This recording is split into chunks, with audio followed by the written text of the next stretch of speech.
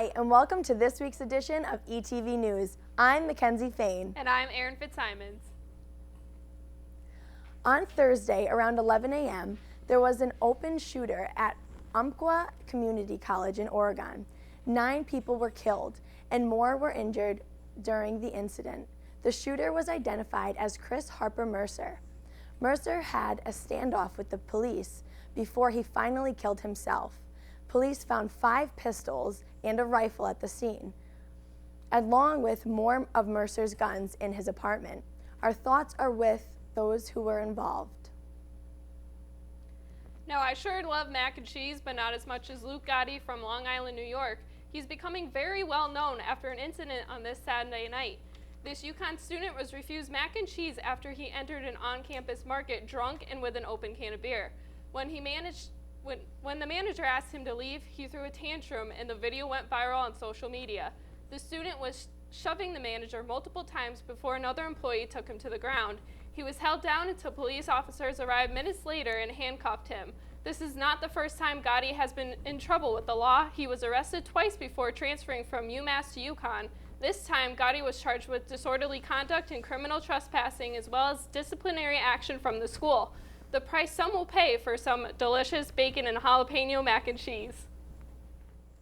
President Barack Obama has apologized to Doctors Without Borders for the U.S. air attack that hit the group's medical clinic and killed 22 people in Afghanistan over the weekend. White House spokesperson Josh Earnest said that the president expressed his condolences for the organization's staff and patients and promised a full investigation of the incident. Obama's apology comes amid calls from the medical and group for an independent fact-finding mission under rules of the Geneva Conventions. Joanne Liu, chief of Doctors Without Borders, told reporters Wednesday that the weekend strike was not just an attack on our hospital, it was an attack on the Geneva Conventions. This cannot be tolerated. Unfortunately, 2 children visiting a county fair in Maine were possibly exposed to E. coli, and 1 has passed away. According to the Maine Center for Disease Control and Prevention, Colton Guay, 20 months old, died Tuesday, and his father, John Guay, believes his son was exposed to the E. coli visiting the petting zoo at an Oxford County fair. Veterinarian Mark Anderson said it's possible to be exposed to E. coli at petting zoos, and it's important children wash their hands after visiting one.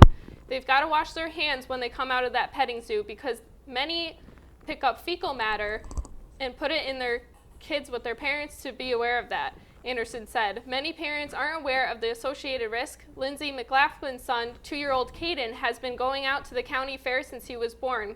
You wouldn't think you're going to catch a disease and you could lose your child coming to the fair, McLaughlin said. However, Anderson said that what happened to Colton is very rare. He says, quote, "I mean, obviously, if this was an everyday occurrence and anything even close to that, we wouldn't even have petting zoos, but it's an extremely rare event, and I think gives us all a pause," Anderson said. Vets also know that if you know your child tends to put his or her hands in their mouth, a lot of you may want to avoid taking them to a petting zoo. Police in Orlando have a man in custody, accused in a deadly shooting last night. It turns out that suspect was once a person of interest in a missing persons investigation out of Naples. 37-year-old Mathlin Darris is charged with shooting and killing a man at the Hyatt Regency parking garage, a man police say he knew. Authorities made the arrest within minutes, and it wasn't long before the suspect's record began to unfold. Mathlin Darris was the last person and family member to have seen his wife, Mary Deli. Darris told detectives he drove her to her job at a Walmart on May 17th, the day she vanished. Deputies say Darris was considered a person of interest, but he was cooperative. He never faced any charges in her disappearance. Authorities in Orlando have not released details about the motives in yesterday's shooting either. A Hartford police officer was injured Wednesday afternoon in a crash at the intersection of Summit and Zion Streets. At 12:25 p.m., officers reported that the driver of a white Honda Civic was operating recklessly on Summit Street. A Hartford officer responded to the area and was stationary at the intersection when the Civic hit head-on. The injured officer was treated in a MITS on the scene and then taken to the hospital by ambulance.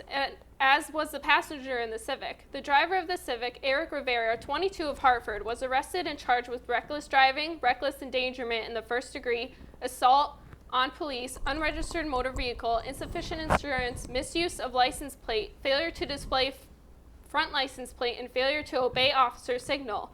Witnesses tell Fox CT that the scene was like an action movie. I got front row seats to a huge accident, said John Ankikio, who was loading equipment into his car when he said that he saw the suspect fly by. He was doing at least, I want to say, 40, 50, 60 max, but he had his lead foot on the ground, Ankikio said.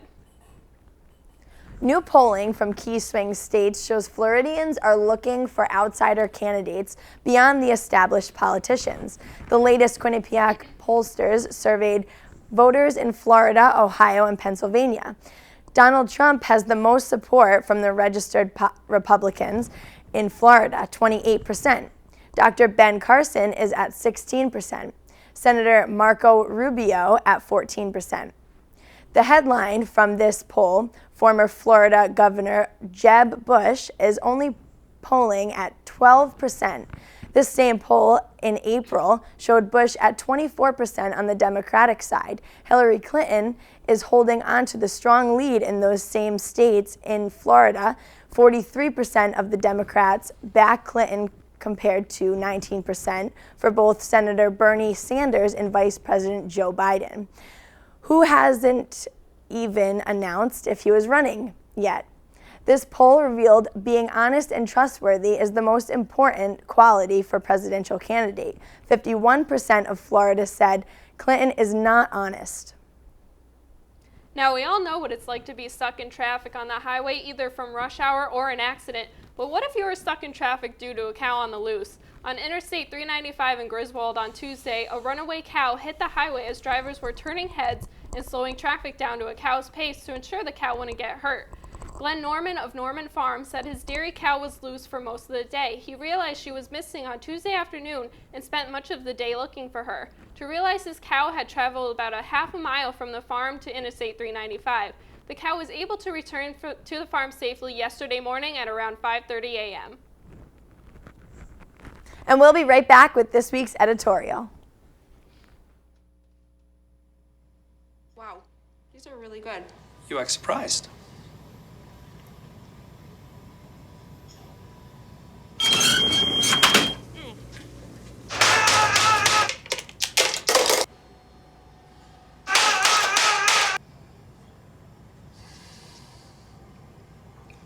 Practice makes perfect. You don't have to be perfect to be a perfect parent. There are thousands of teens in foster care who don't need perfection. They need you. Hart, what's going on? I'm leaving. Why? What did I do? Not enough. You constantly ignore me. You barely eat anything healthy. You're half as active as you used to be. The pressure is just too much. I quit. Okay, I get it. I'll do better. Just please, don't leave. Okay. But remember, if I go, you go. Listen to your heart. Don't let it quit on you. Uncontrolled high blood pressure could lead to stroke, heart attack, or death. Get yours to a healthy range before it's too late. No more pencils, no more books. No more teachers' dirty looks. School's out for summer. School's out forever. School's out with fever. School's out completely. What this place needed was better graduation rates. So we worked with schools like Henry Ford High, and now they're up 18%. And it can happen in every place. School's out for summer. To help us do more good this year, go to unitedway.org, because great things happen when we live united.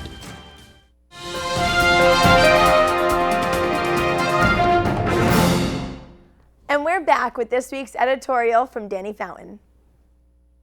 September 29th, Glamour magazine held their The Power of an Educated Girl panel in New York City.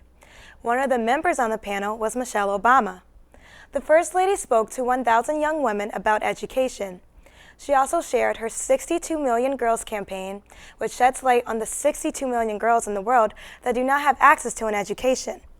One of the key points of her talk to these young girls was to remind them that having an education does not make you unattractive. Quote, "There is no boy at this age that is cute enough or interesting enough to stop you from getting your education," end quote. She also wanted to remind the women to not take their opportunities for an education for granted. There are 62 million women who even have this option. And to throw that away because of a boyfriend or because a female with an education will drive a man away is, well, stupid. Now, I know school is not for everyone, but some kind of education is crucial for your future and should not let anyone be the reason you are not getting an education. Michelle Obama also explained that women should not bash each other. If the next girl is not going to school, that is not an opportunity to look at her as someone less than you. Instead, she encouraged the young girls to support their fellow women regardless what their decisions may be, even if they disagree. We need to come together and support one another, give helpful advice, and definitely encourage just the thought of going to school. However, it is not our business to judge them if they choose otherwise. Our job is to uplift one another. If you have the opportunity, take it. At least try it, because like Michelle Obama says, there are 62 million women out there who do not even have this opportunity. According to thedailyreveal.com, quote, "An education is one of the deadliest weapons a person can have. There's not much more intimidating than an educated, intelligent woman," end quote.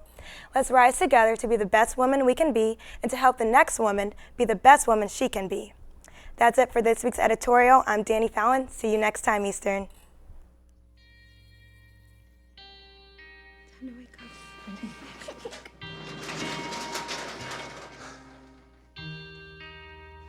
I've got a job to do today. I've got a job to do today. Don't forget, you've got a job to do today.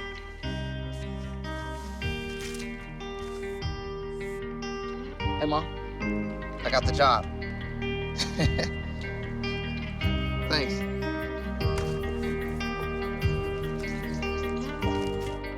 I've got the job. Welcome aboard.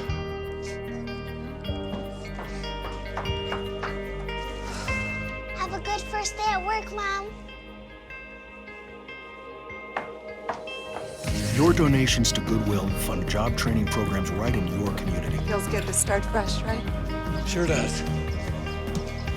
And like that, you're a job creator.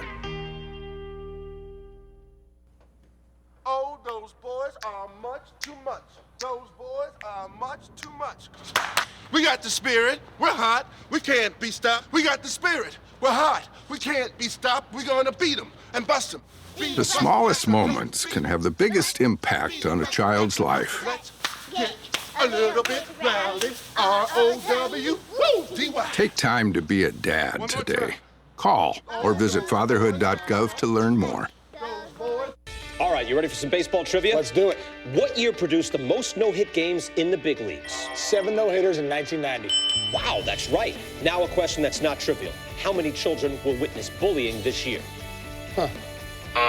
The answer, 3 out of 4. 75%? That's Wow. right. How many of them will say something? Kids want to help, but don't know how. Teach them how to stop bullying and be more than a bystander at stopbullying.gov.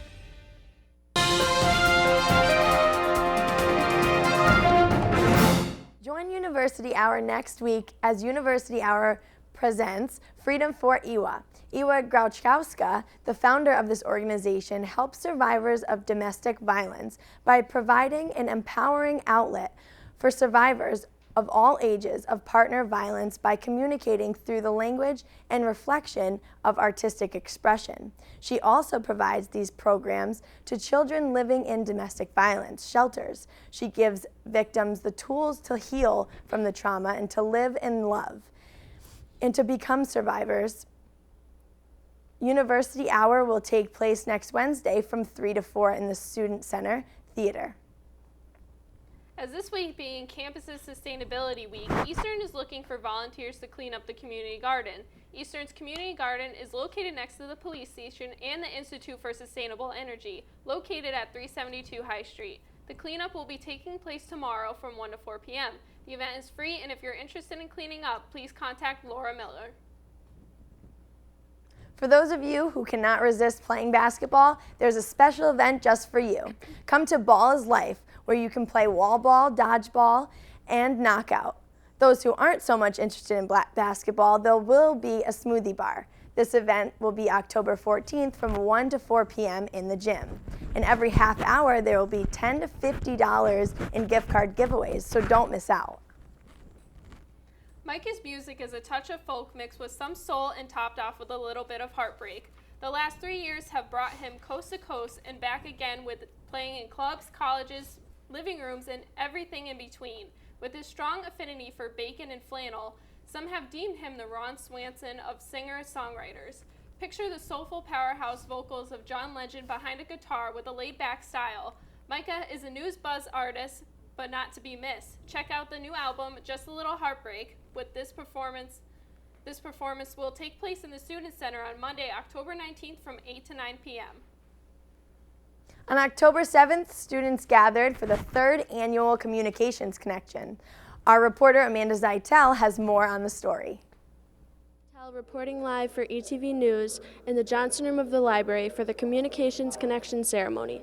The annual Communication Connection ceremony was held in the Johnson Room of the Eugene Smith Library on Wednesday, October 7th. As always, things started with an introduction from each of the communication professors as they discussed a little about themselves to the students. Afterwards, elected leaders of each club gave short presentations about their respective club goals and activities for the coming year. Those present included the Radio Club, ETV Sports Broadcasting, and even our own TV club. Later, vocal students got to share their own thoughts with faculty. We caught up with Denise Matthews to hear what the Com Connection is all about. We started Communication Connection about 3 years ago in this kind of format because we wanted to engage students who are not only majors and minors, but also those who are interested in our major.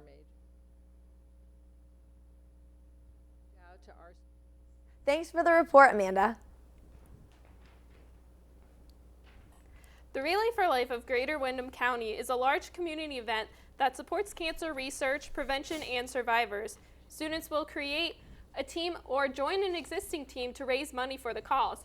Volunteers will also be needed to support the event, which runs from 11 a.m. on Saturday, October 17th until 11 a.m. on Sunday, October 18th. Students are encouraged to form a team by going to www.relay.acsevents.org. Every year, there is an epidemic across the nation for sexual assault on college campuses. Sexual assault is a very serious topic that occurs at practically every college on every college campus. In 2014 alone, 85 sexual assaults were reported on UConn's Storrs campus. College campuses are making steps in the right direction by educating freshmen right away about the issue and how to handle it.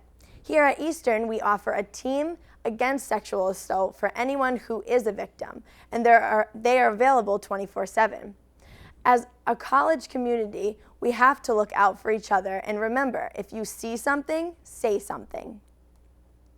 On this past Saturday, October 3rd, students attended CAB's Weekend Luau. This event was held in the Student Center. Those attending enjoyed a hula dance performance and music. Pulled pork and jerk chicken were only just a few of the featured foods at the event. Students were also able to get luau photos, airbrush tattoos, and do-it-yourself desktop beach gardens. Everyone who attended the event soaked up the warm weather theme with the weather starts to get colder. For future CAB events, visit the online agent's calendar at easternct.edu. Do you want to learn more about Photoshop? The need to resize and crop images in order to create thumbnails is a very common scenario for most websites. Managing file sizes is also very important. Learn how to do this easily and effectively at Photoshop Workshop from 3 to 4 p.m. on Wednesday, October 14th in the library, room 436. National Public Lands Day is on Sunday, October 10th. From 9 to 4 p.m., volunteers will build a new half-mile trail that will connect the Quinnebog Trail and the Antic Trail. This project will involve bushwhacking and flagging the trail. There may be brush to remove, side hill trail digging, and water bars to construct An event, possibly trees to remove. Materials will be provided. Come out and enjoy this adventure building experience. It's your birthday. Looking for a fun event to attend from 9 p.m. to midnight on Friday? Join CAB this Friday, October 9th for a late night. It's your birthday. Participate in fun birthday activities no matter what month you were born in. It's everyone's birthday this Friday in the Student Center, so why not celebrate?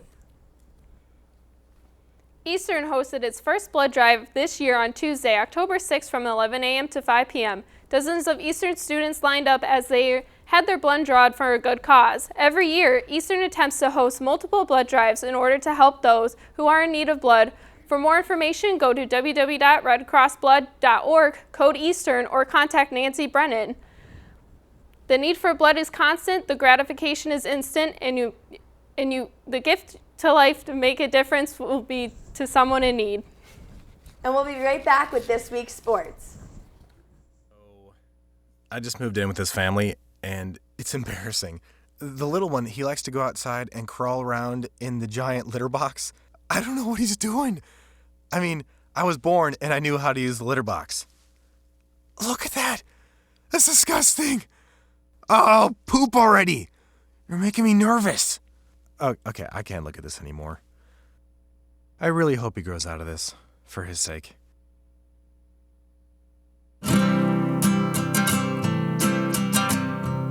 Every day across America, excess food is gathered by a network of good people at local food banks, giving hope to millions of children who struggle with hunger. They've earned their wings, and you can too. Together, we can solve child hunger. Support Feeding America and your local food bank at feedingamerica.org.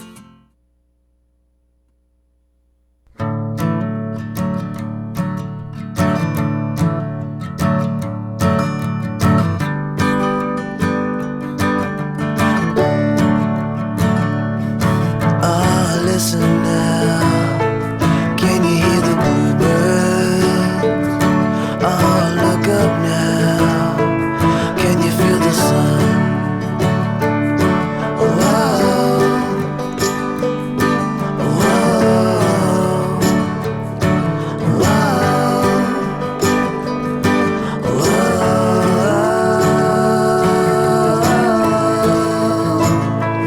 Can you feel the sun?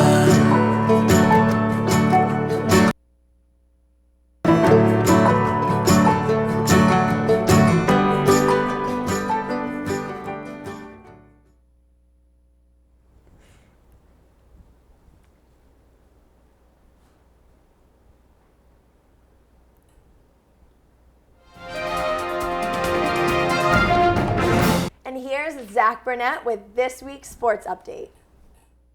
And we're back with This Week in Sports. The women's volleyball team once again held host for the annual Crabtree Tournament. Eastern lost its opening game 3-2 versus Smith College. Adriana Mahalik led the team with 17 kills. Kay Mullen also rolled in 12 kills of her own. Allie Lupi also recorded a team-high 25 digs. In the third-place game, the Warriors went on to beat John Jay College 3-0. Nina Samiti led the team in digs with 10. Adriana Mahalik had 8 kills and Kay Mullen had 7 of her own. Eastern now goes to 9-8 on the year and still sits atop the Little East Conference in a 4-way tie for first place. Their next game is at Springfield College tomorrow night at 7 o'clock. It is their first 3 in the annual Tom Hay Invitational. Allie Lupi was named Conference Defensive Player of the Week. She moved in the Little East Conference lead for digs per set, averaging 5.58 in a 2-1 week. The women's field hockey team traveled to play Worcester this past Saturday, and the team came away in a tight 3-2 loss. This loss coming off a 2-game winning streak. Laura Chikorka had a goal scored, totaling to 4 in the year. Gabrielle Meza also scored late in the second half for her first goal on the season. Samantha Scavo let up 3 goals and was credited with the loss, bringing her record to 4-2 on the season. Yesterday, the team got back on track with an important conference win against Fitchburg State 2-1. Alex Calgren knocked in a goal, her first since September 22nd against Babson. Her goal totals go to 7 on the year, leading the team in goals. Brianna Pissarro ended up with the winning goal about 5 minutes after Calgren's goal. Passero's goal count goes to 3 on the year. Their next game is at noon this Saturday against conference opponent Salem State. The women's soccer team went to 1-1 this past week. Saturday they traveled up to Keene and came out victorious behind Emily Betcher's lone goal of the game, her 9th of the season. Rachel Skelton had 5 saves in that win. In their last match this Wednesday, they were defeated by Endicott in a close 3-4 goal contest. Emily Betcher scored 2 in this game, both coming off assisted by Mackenzie Raimondo. Nikki Basilicato also stole a goal late in the second half before running out of time in this game. The team is credited with 3 Little East Conference Players of the Week: Offensive Player of the Week Emily Betcher, Defensive Player of the Week Jamie Belden, and Goalkeeper of the Week Rachel Skelton. Congratulations, ladies. Men's soccer senior Cooper D'Ambrosio was named also with the Little East Conference Defensive Player of the Week honors in his last 2 games. He has played in all of 180 minutes, allowing 0 goals, 5 goals, and only 5 goals to reach net. His team is currently 9-2-1 on the year after coming off a loss in their previous game Wednesday night, suffering a 1-0 loss to Connecticut College. Xavier Doran went 0 for 3 with 3 shots on goal. Their next game is at UMass Boston this Saturday, their second away game of a 4-game road trip. The Chicago Cubs rolled over the Pittsburgh Pirates in a 4-0 win behind Jake Arrieta's 4-hit shutout. They will now go on to play the St. Louis Cardinals in the division round. The Yankees season is over as well as they go 1-done in their opening round to the Houston Astros. They as well get shut out in a 3-0 game. The Miami Dolphins fire head coach Joe Philbin coming off a loss to the New York Jets in London in a 3-game losing streak. Interim coach will be Dan Campbell to replace him. And that's it for sports this week. I'm Zach Burnett. And that's all we have for this week's show. If you want to see more episodes, be sure to check out our YouTube channel for ETV News. Thanks for watching, and be sure to tune in next week. I'm McKenzie Fayne. And I'm Erin Fitzsimonds. Have a good night, Eastern.